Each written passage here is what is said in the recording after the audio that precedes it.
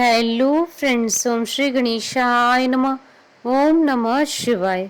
आप सभी का स्वागत है आपके अपने यूट्यूब चैनल पर।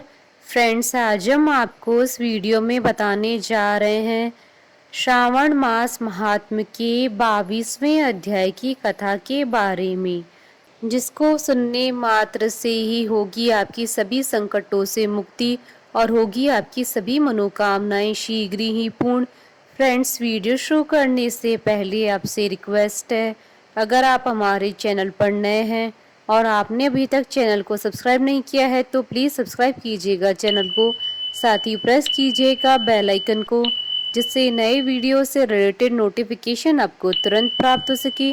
और वीडियो पसंद आने पर वीडियो को लाइक और शेयर जरूर कीजिएगा, ताकि सभी भक्तों को इस वीडियो का लाभ प्राप्त हो सके। और कमेंट बॉक्स में ओम नमः शिवाय जरूर लिखिएगा।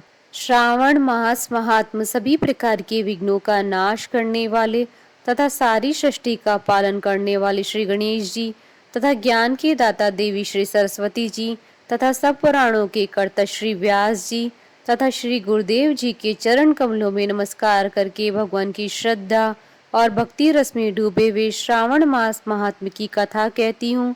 श्रावण मास में किए जाने वाले संकट हरण व्रत का विधान। ईश्वर बोले, हे मुनि श्रेष्ठ, श्रावण मास में कृष्ण पक्ष की चतुर्थी तिथि के दिन सभी वांछित फल प्रदान करने वाले संकट हरण नामक व्रत करना चाहिए।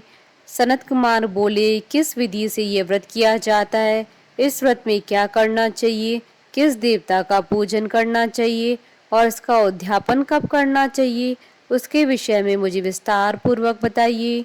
ईश्वर बोले, चतुर्थी के दिन प्रातः उठकर दंत वादन करके इस संकट हरण नामक शुभ व्रत को करने के लिए यह संकल्प ग्रहण करना चाहिए, हे देवेश, आज मैं चंद्रमा के उदय होने तक निर्हार रहूंगा और रात्रि में आपकी पूजा करके भोजन करूंगा। संकट से मेरा उद्धार कीजिए, हे ब्रह्मपुत्र। इस प्रकार संकल्प करके शुभ काले तिलों से युक्त जल से स्नान करके समस्त आह्वानिक कृत्य संपन्न करने के बाद गणपति जी की पूजा करनी चाहिए। बुद्धिमान को चाहिए कि 3 मास से अथवा उसके आधे परिमाण अथवा 1 मास से स्वर्ण से अथवा अपनी शक्ति के अनुसार स्वर्ण की प्रतिमा बनवाए। स्वर्ण के अभाव में चांदी अथवा तांबे की ही प्रतिमा सुखपूर्वक बनवाए। यदि निर्धन हो तो मिट्टी की शुभ प्रतिमा बना ले, किंतु इसमें वित्त शाठ्य न करे, क्योंकि ऐसा करने पर कार्य नष्ट हो जाता है। रम्य अष्टदल कमल पर जल से पूर्ण तथा वस्त्र युक्त कलश स्थापित करे और उसके ऊपर पूर्ण पात्र रखकर उसमें वैदिक तथा तांत्रिक मंत्रों द्वारा 16 उपचारों से देवता की पूजा करे। हे विप्र, तुल युक्त 10 उत्तम मोदक बनाएं, उनमें से 5 मोदक देवता को अर्पित करें और 5 मोदक ब्राह्मण को प्रदान करें। भक्ति भाव से उस विप्र की देवता की भांति पूजा करें और यथाशक्ति दक्षिणा देकर यह प्रार्थना करें, हे विप्रवरी, आपको नमस्कार है। हे देव, मैं आपको फल तथा दक्षिणा से युक्त 5 मोदक प्रदान करता हूँ। हे द्विज श्रेष्ठ, मेरी विपत्ति को दूर करने के लिए इसे ग्रहण कीजिए। हे विप्र रूप गणेश्वर, मेरे द्वारा जो भी न्यून अधिक अथवा द्रव्यहीन कृत्य किया गया हो वह सब पूर्णता को प्राप्त हो। इसके बाद स्वादिष्ट अन्न से ब्राह्मणों को प्रसन्नता पूर्वक भोजन कराए। उसके बाद चंद्रमा को अर्घ्य प्रदान करे। उसका मंत्र प्रारंभ से सुनिए। हे क्षीर सागर से प्रादुर्भूत, हे सुधारूप, हे निशाकर, हे गणेश की प्रीति को बढ़ाने वाले, मेरे द्वारा दिए गए अर्घ्य को ग्रहण कीजिए।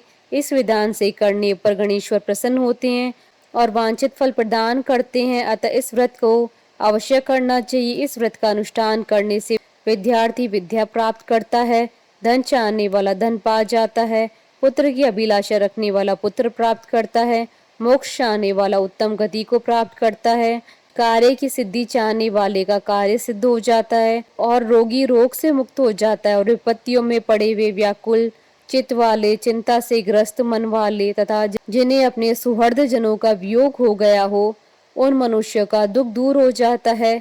यह व्रत मनुष्य की सभी कष्टों का निवारण करने वाला है, उन्हें सभी अभीष्ट फल प्रदान करने वाला है। पुत्र पौत्र आदि देने वाला है तथा सभी प्रकार की संपत्ति प्रदान करने वाला है। हे सनत कुमार, अब मैं पूजन तथा जप के मंत्रों को आपसे कहता हूँ। प्रणव के पश्चात नमः शब्द लगाकर बाद में हिरंब, मदमोहित तथा संकष्ट निवारण इन शब्दों का चतुर्थ्यंत जोड़कर पुनः अंत में स्वाहा प्रयुक्त करके इस 21 वर्ण वाले मंत्र ओम नमो हिरंबाय मदमोदिताय संकष्ट निवारणाय स्वाहा को बोलना चाहिए। बुद्धिमान व्यक्ति को चाहिए कि इंद्र आदि लोकपालों की सभी दिशाओं में पूजा करे। अब मैं मोदकों की दूसरी विधि आपको बताता हूँ। पके हुए मूंग तथा तिलों से युक्त घी में पकाए गए तथा गरी के छोटे छोटे टुकड़ों से मिश्रित मोदक गणेश जी को अर्पित करें। उसके बाद दूर्वा के अंकुर लेकर इन नाम पदों से पृथक पृथक गणेश जी की पूजा करें। उन नामों को मुझसे सुनिए। हे गणाधिप, हे उमा पुत्र, हे अगन्नाशन, हे एकदंत, हे इबवक्त्र, हे मूषकराज, हे विनायक, हे ईशपुत्र, हे सर्व सिद्धि प्रदायक, हे विघ्नराज, हे विनायक, हे सर्व संकट नाशन, हे लंबोदर, हे गणाध्यक्ष, हे गौर्य मंगल संभव, हे धूमकेतो, हे बालचंद्र, हे सिंदूरासुरमर्दन, हे विद्या निधान, हे विकट, हे शूर्पकर्ण, आपको नमस्कार है। इस प्रकार इन 21 नामों से गणेश जी की पूजा करें। उसके बाद भक्ति से नम्र होकर प्रसन्न बुद्धि से गणेश देवता से इस प्रकार प्रार्थना करें।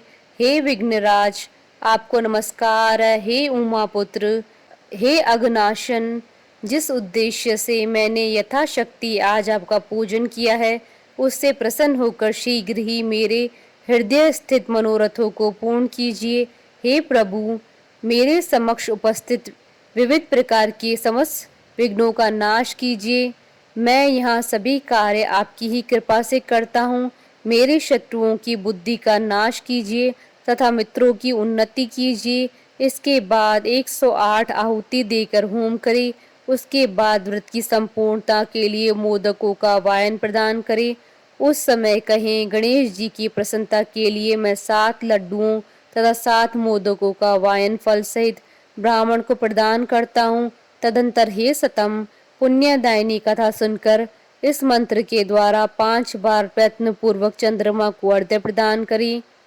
क्षीर सागर से उत्पन्न तथा अत्रि गोत्र में उत्पन्न हे चंद्र, रोहिणी सहित आप मेरे द्वारा प्रदत्त अर्घ्य को स्वीकार कीजिए। उसके बाद अपने अपराध के लिए देवता से क्षमा प्रार्थना करें और अपने सामर्थ्य के अनुसार ब्राह्मणों को भोजन कराएं तथा ब्राह्मणों को जो अर्पित किया गया हो उसके अवशिष्ट भोजन को स्वयं ग्रहण करें। मौन होकर 7 ग्रास ग्रहण करें और अशक्त हो तो इच्छा अनुसार भोजन ग्रहण करें। इसी प्रकार 3 मास अथवा 4 मास तक विधान पूर्वक इस व्रत को करें। उसके बाद बुद्धिमान को चाहिए कि 5वें महीने में उद्यापन करे। उद्यापन के लिए बुद्धिमान को अपने सामर्थ्य के अनुसार स्वर्णमयी गणेश प्रतिमा बनानी चाहिए। उसके बाद उस भक्ति संपन्न मनुष्य को पूर्वोक्त विधान से चंदन, सुगंधित द्रव्य तथा अनेक प्रकार के सुंदर पुष्पों से पूजा करनी चाहिए और एकाग्रचित होकर नारिकेल फल से अर्घ्य प्रदान करना चाहिए। पायस युक्त सूप में फल रखकर और उसे लाल वस्त्र से लपेटकर यह वायन भक्त ब्राह्मण को प्रदान करे। साथ ही स्वर्ण की गणपति की प्रतिमा भी दक्षिणा सहित उन्हें दे। व्रत की पूर्णता के लिए एक आड़क तिल का दान करे। उसके बाद विघ्नेश प्रसन्न हो ऐसा कहकर देवता से क्षमा प्रार्थना करें। इस प्रकार उद्यापन करने से अश्वमेघ यज्ञ का फल प्राप्त होता है और मनोवांछित सभी कार्य सिद्ध हो जाते हैं। हे सतम, पूर्व कल्प में स्कंद कुमार के चले जाने पर पार्वती ने मेरी आज्ञा से 4 महीने तक इस व्रत को किया। तब 5वें महीने में पार्वती ने कार्तिकेय को प्राप्त किया। समुद्र पान के समय अगस्त्य जी ने इस व्रत को किया था और 3 माह में विघ्नेश्वर की कृपा से उन्होंने सिद्धि प्राप्त कर ली। हे विप्रेंद्र, राजा नल के लिए दमयंती ने 6 महीने तक इस व्रत को किया था। तब नल को खोजती भी दमयंती को वे मिल गए थे। जब चित्रलेखा अनिरुद्ध को बाणासुर के नगर में ले गई थी तब वह कहाँ गया और उसे कौन ले गया, यह सोचकर प्रद्युम्न व्याकुल हो गए। उस समय प्रद्युम्न को पुत्र शोक से पीड़ित देखकर रुक्मणी ने प्रेम पूर्वक उससे कहा, हे पुत्र, मैंने जो व्रत अपने घर में किया था उसे मैं बताती हूँ, उसे ध्यान पूर्वक सुनो। बहुत समय पहले जब राक्षस तुम्हें उठा ले गया था, तब तुम्हारे वियोग जन्य दुख के कारण मेरा हृदय विदीर्ण हो गया था। मैं सोचती थी कि मैं अपने पुत्र का अति सुंदर मुख कब देखूंगी। उस समय अन्य स्त्रियों के पुत्रों को देखकर मेरा हृदय विदीर्ण हो जाता था कि कहीं अवस्था साम्य से यह मेरा पुत्र ही तो नहीं है। इसी चिंता में व्याकुल हुए मेरे अनेक वर्ष व्यतीत हो गए। तब देव योग से लोमेश मुनि मेरे घर आ गए और उन्होंने सभी चिंताओं को दूर करने वाला संकष्टी चतुर्थी का व्रत मुझे विधि पूर्वक बताया और मैंने 4 महीने तक इसे किया। उसी के प्रभाव से तुम शंबरासुर को युद्ध में मार कर आ गए थे। अतः हे पुत्र, इस व्रत की विधि जानकर तुम भी इसे करो, उससे तुम्हें अपने पुत्र का पता चल जाएगा। हे विप्र, प्रद्युम्न ने यह व्रत करके गणेश जी को प्रसन्न किया। तब नारद जी से उन्होंने सुना कि अनिरुद्ध बाणासुर के नगर में है। उसके बाद बाणासुर के नगर में जाकर उससे अत्यंत भीषण युद्ध करके और संग्राम में शिव सहित बाणासुर को जीत कर पुत्र वधु सहित अनिरुद्ध को प्रद्युम्न घर लाए थे। हे मुनि, इसी प्रकार अन्य देवताओं तथा असुरों ने भी विघ्नेश की प्रसन्नता के लिए यह व्रत किया था। हे सनत कुमार, इस व्रत के समान सभी सिद्धियां देने वाला इस लोक में कोई भी व्रत, तप, दान और तीर्थ नहीं है। बहुत कहने से क्या लाभ है, इसके तुल्य कार्य सिद्धि कराने वाला दूसरा कोई भी नहीं है। अभक्त, नास्तिक तथा शठ को इस व्रत का उपदेश नहीं करना चाहिए, अपितु पुत्र, शिष्य, श्रद्धालु तथा सज्जन को इसका उपदेश करना चाहिए। हे विप्र, हे धर्मनिष्ठ, हे विधि नंदन, तुम मेरे प्रिय हो तथा लोकोपकार करने वाले हो, अतः मैंने तुम्हारे लिए इस व्रत का उपदेश किया। इस प्रकार श्री स्कंद पुराण के अंतर्गत ईश्वर सनत कुमार संवाद में श्रावण मास महात्म्य में चतुर्थी व्रत कथन नामक 22वां अध्याय पूर्ण हुआ। बोले भगवान गणेश की जय, भगवान शंकर माता पार्वती जी की जय। हमारे साथ इस वीडियो में अंत तक बने रहने के लिए आपका धन्यवाद। ओम श्री गणेशाय नमः। ओम नमः शिवाय।